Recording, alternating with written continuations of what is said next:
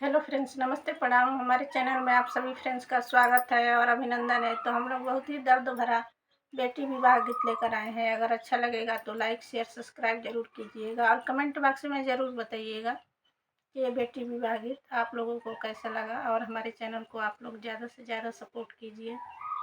तो चलिए सुनाते हैं।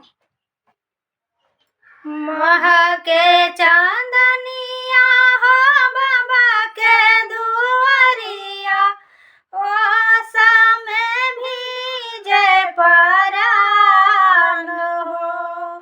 महके चांदनिया हो बाबा के दुआरिया, ओ समय भीजे परान हो। चारों पहर लागी ढोल सहनैया, बेटी के जियाया कुलाई हो। चारों पहर लागे ढोल सहनैया, बेटी के जियाया कुलाई हो। भैया के काहे बढ़ावा पायरिया, हल्दी चढ़ावा मोर हाथ हो। भैया के काहे बढ़ावा पायरिया, हल्दी चढ़ावा मोरे हाथ हो। सिंदूरा से भौजी मोरे मंगिया सवारे, पावा रखता सारा मात हो। सिंदूरा से भौजी मोरे मंगिया सजावे, पावा रखता सारा मात हो। आमा के अचारा के छैया हो छूटी, छूटी जई है नैहर के साथ हो।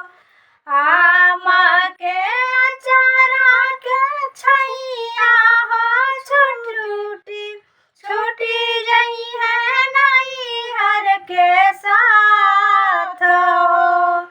बाबुल के बिटिया ता भइली पराई, चलली सजनवा के साथ हो।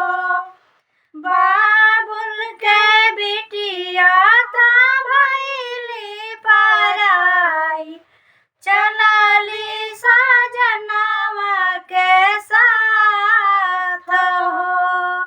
महके चांदनिया हो बाबा के दुआरिया, ओ समय भीजे परान हो।